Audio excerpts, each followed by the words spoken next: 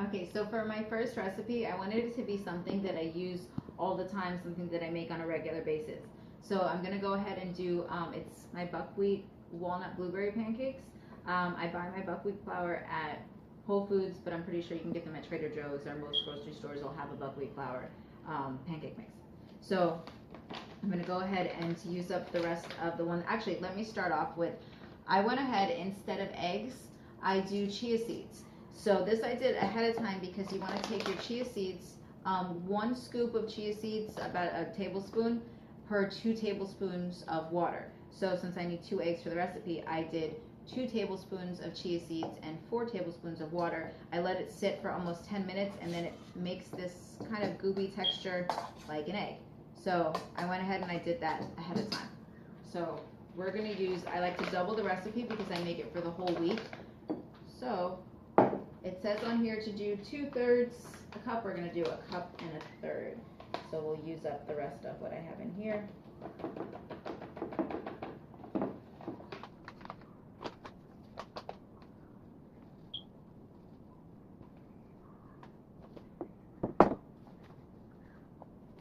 I have an Italian mother, so I'm not the best at measuring everything, but it's a little short, a little more.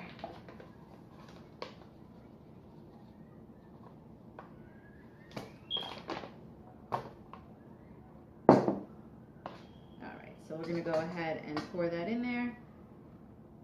And the next thing you want to do is add your milk. I use unsweetened almond milk. It doesn't matter the brand. I prefer the unsweetened because they don't add all the extra sugar. And then for this one, we are adding 1 cup and 1/4 of the almond milk.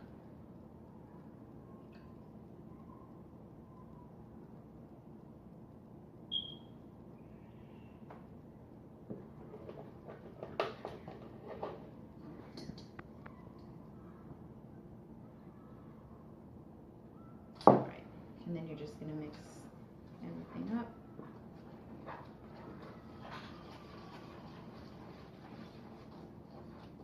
You can always skip this step with the chia seeds and just add eggs if your preference is eggs. I like that you get a little extra nutrient value in there with the chia seeds, plus you're not using eggs. Okay, so once you get that all mixed up, I like to add walnuts and blueberries. So I don't have any particular measurement for this. I just take my hand in and I throw a handful of walnuts in there. Throwing a little extra. Right, and then go ahead and fold that in there. The recipe also says that you can add honey to your mix. Because I add the blueberries, I don't add the honey because that already sweetens it up. And I find that to be just the right amount of sweetness. So I went ahead and I rinsed these off. I got nice big blueberries, which are not actually my preference, but that's what they had at the store. So, all right. And you don't have to add that many in, but I prefer to not use syrup. So I like the blueberries to really sweeten up my pancakes. So once you have everything mixed up, we're gonna come over and we're going to actually cook it. So I'm gonna turn the stove on. That's 6. You can use oil or whatever you use to grease the pan. I like butter, but I actually do a vegan soy-free butter.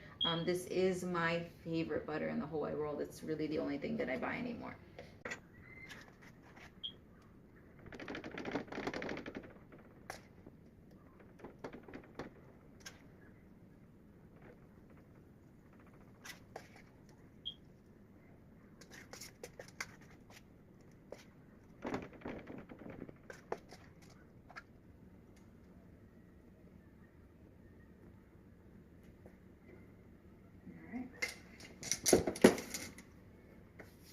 So you're gonna let those cook until it starts to bubble up on top. Once it starts to bubble up, then you go ahead and give them a flip.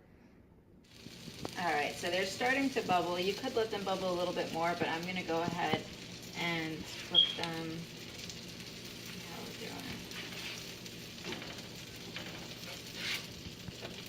doing. See the juices from the blueberries start to come out, and that's what makes them super yummy.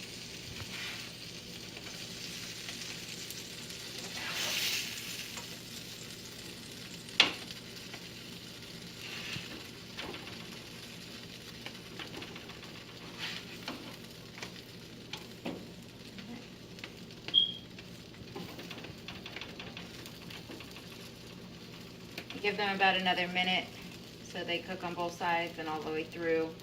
And all right, they're looking really good. Go with